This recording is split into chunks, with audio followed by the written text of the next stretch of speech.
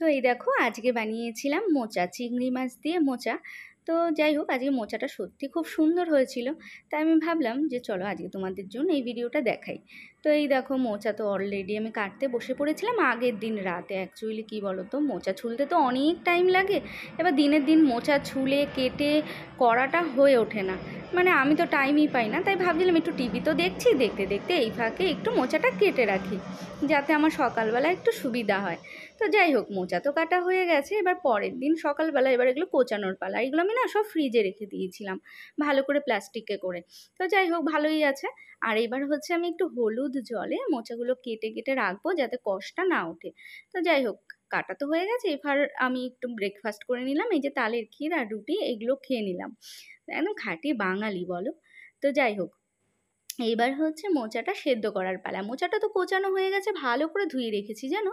আর এদিকে থোড়ও করবো আজকে। এদিকে থোড়টাও দেখো ধুয়ে ভালো করে লবণ মাখিয়ে চটকে রেখেছি। এরকম করে থোড় করলে খুব সুন্দর হয় জানো। আর এদিকে হচ্ছে দেখো, শুকনো লঙ্কা আর কালো জিরে ফোড়ন দিলাম। এটা করব থোড়ের জন্য।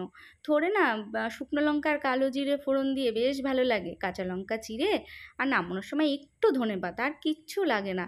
তাতেই যে এত টেস্ট হয় কি আর বলবো। হ্যাঁ, ভালো তো দেখো লাগার শেষ নেই। একটু চিংড়ি দিলে তো অবশ্যই খুব ভালো হয়। তবে না, আমি আজকে আর চিংড়ি দেবো না, আমি তো শুধুই করব। তো যাই হোক, এদিকে আমার মোচাটা আমি একটু ঢেকে দিই, কারণ একটু নরম হোক আর একটু খেতে ভালো লাগবে তাহলে। আর এদিকে মোচাটা সেদ্ধ বসালাম একটু লবণ আর একটু জল দিয়ে, কারণ মোচাটাও একটু সেদ্ধ হতে হবে।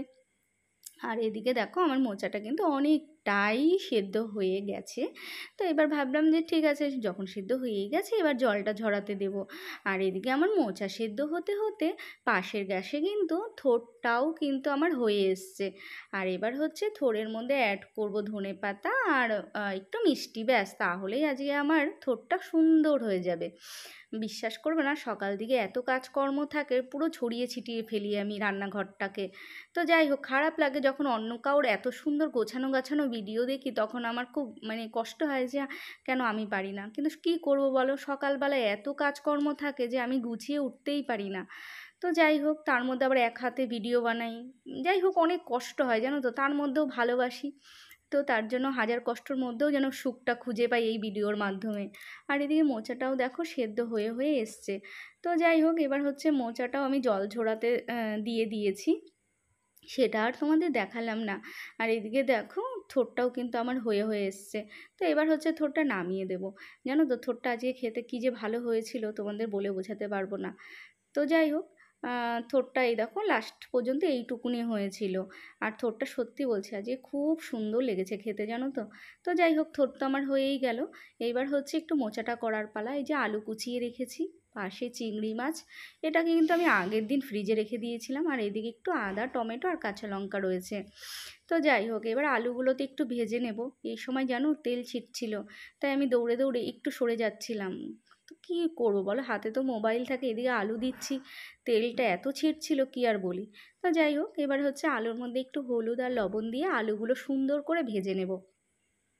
খুব একটা আলু ভাজার ভিডিও দেখাচ্ছি না। তো যাই হোক, হয়ে গেলে তারপরে আসছি। তো এই দেখো, আলু কিন্তু ভাজা আমার হয়ে গেছে। এবার হচ্ছে একটু আলুগুলো নামিয়ে নেব। আর এরপরে জাস্ট শুধু ফোড়ন দিয়ে বসানোর পালা। কিন্তু তার আগে আমি একটু চিংড়ি মাছগুলো ভেজে নিই। চিংড়ি মাছগুলো খুব সুন্দর ছিল আর বড় বড় সাইজেরও ছিল। চিংড়ি মাছ দিয়ে মোচা করলে সত্যি খুব ভালো লাগে খেতে। ছোলা দিয়ে তো প্রায় সময় খাই, চিংড়ি দিয়ে সবসময় খাই না আর কি। তো যাই হোক, চিংড়ি থাকেও না ঘরে সব সময়। তো আজকে আছে তাই আর কি করছি, নাহলে ছোলা দিয়েও ভালো লাগে। তো চিংড়িটা না একদম অল্প ভেজেছি, বেশি ভাজলে না চিংড়িটা দেখেছি কেমন যেন একটা রুঠা রুঠা টাইপের হয়ে যায়। তো যাই হোক, ভালো কথা, চিংড়ি মাছটা সুন্দর করে ভেজে নামালাম। এইবার হচ্ছে আমার ফোড়ন দেওয়ার পালা। তো যাই হোক, এবার কী বলো তো, মোচাতে না একটু মানে আমি একই ফোড়ন সবসময় সবাইকেই দিতে দেখি, জিরে আর তেজপাতা, যেটা আমিও দিয়েছি। জিরে আর তেজপাতা তো ফোড়নে দিয়েই দিলাম। এইবার হচ্ছে কি দেবো সেটাই ভাবছি। এইবার হচ্ছে আমি আদা বাটা আর হচ্ছে কাঁচা লঙ্কা বাটা আর টমেটো কুচি, এগুলো দিয়ে দেবো এবার তেলে দিয়ে দিলাম। এইবার হচ্ছে আমার শুধুই কষানোর পালা। কিন্তু হ্যাঁ, একটু লবণ দিলে টমেটোটা মজবে ভালো, তাই একটু টমেটো দিয়ে মানে লবণটা দিয়ে দিলাম, যাতে সুন্দর করে টমেটোটা গলে যায়। আর এইদিকে হচ্ছে একটু জিরে গুঁড়ো আর ধনে গুঁড়োর মধ্যে আমি একটু জল দিয়ে দিলাম, কারণ কি একটু জল দিলে না মশলাটা পড়ে না, আমি দেখেছি, আর সুন্দর কষানোটাও হয়। কি করব বলো, সকালবেলা এত হুড়োতাড়া থাকে, বিশ্বাস করবে না, এক গ্লাস জল খাওয়ারও টাইম পাই না। তো যাই হোক, ওর জন্য ভিডিওর মধ্যে যে একটু সুন্দর করে ডেকোরেশন করে সাজিয়ে গুছিয়ে তোমাদের দেখাবো, সেটা আর দেখাতে পারি না। তো যাই হোক, তার মধ্যেও চেষ্টা করি যতটা পারি দেখানোর। তো এবার হচ্ছে দিয়ে দিলাম, এবার হচ্ছে শুধুই কষানোর পালা। তো ভালো করে কষে উঠলে এবার শুধু আমি সেদ্ধ করা মোচাটা দিয়ে দেব। তবে জানো তো, মোচার বিচি কলার মোচা খেতে সবচেয়ে বেশি টেস্ট। তবে এটা তো আজকে আমার বিচি কলার মোচা ছিল না, ছিল হচ্ছে মিষ্টি কলার মোচা। মিষ্টি কলার মোচা এটাও ভালো লাগে, করতে পারলে তো সবই ভালো লাগে দেখো। তো এইবার হচ্ছে আমি মোচাটা দিয়ে দেব। তো এই দেখো, মোচাগুলো আমি যে সেদ্ধ করে রেখেছিলাম সেই মোচাটাই আমি দিয়ে দিলাম। তো আর কি, এবার কিন্তু শুধুই নাড়াচাড়ার পালা, আর কিছুই না। কি বলো তো, মোচাটা হচ্ছে আমি সেদ্ধ করে নিয়েছিলাম 75%।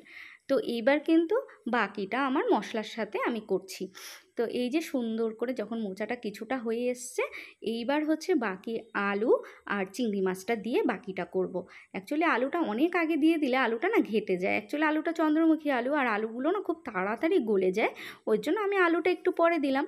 তো যাই হোক, এবার হচ্ছে আলু আর চিংড়ি মাছটা দিয়ে ভালো করে নেড়ে চেড়ে একটু ঢেকে দিতে হবে। আর কি, আর কোনো ঝামেলাই নেই।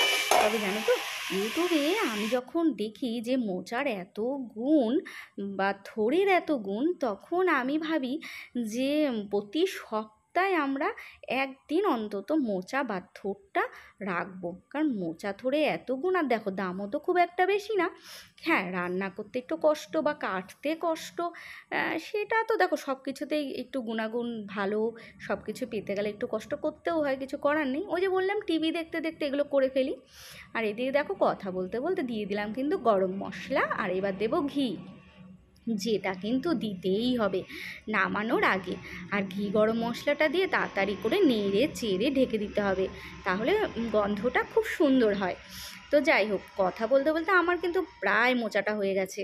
আর তোমরা যারা মোচা প্রেমী তারা কিন্তু আমাকে একটা করে কমেন্ট করেই যেও, আর তোমাদের সবার কমেন্টে কিন্তু আমি উত্তর দিই। আর আমি যখন রাত্রেবেলা ফ্রি হই তখনই সবার কমেন্ট পড়ি, আর কমেন্ট পড়ে সবার কমেন্টে আমি উত্তর দিয়ে দিই। আমার খুব ভালো লাগে যে তোমরা আমার ভিডিওগুলো দেখছো, আমার ভীষণ ভালো লাগে, বিশ্বাস করো। আর এইদিকে হচ্ছে আমি দুদিকে মানে মোচাটা বেড়ে রেখেছি এই কারণে, একটা রাতে একটা দুপুরে। কি বলো তো, একটায় রাখলে ঘেটে হয়ে যায় আর বিচ্ছিরি লাগে, তার জন্য আমি দুটোতে বেড়ে রেখেছি। আর এইদিকে দেখো, একটু টেস্ট করতে দিয়েছি ভালো দিদিকে, যে একটা মালপোয়া কালকে রাতে করেছিলাম, সেই মালপোয়া আমি বললাম একটু খেয়ে টেস্ট করে আমায় বলো কেমন হয়েছে। চলো, আজকে কিন্তু এখানেই রাখছি, টাটা।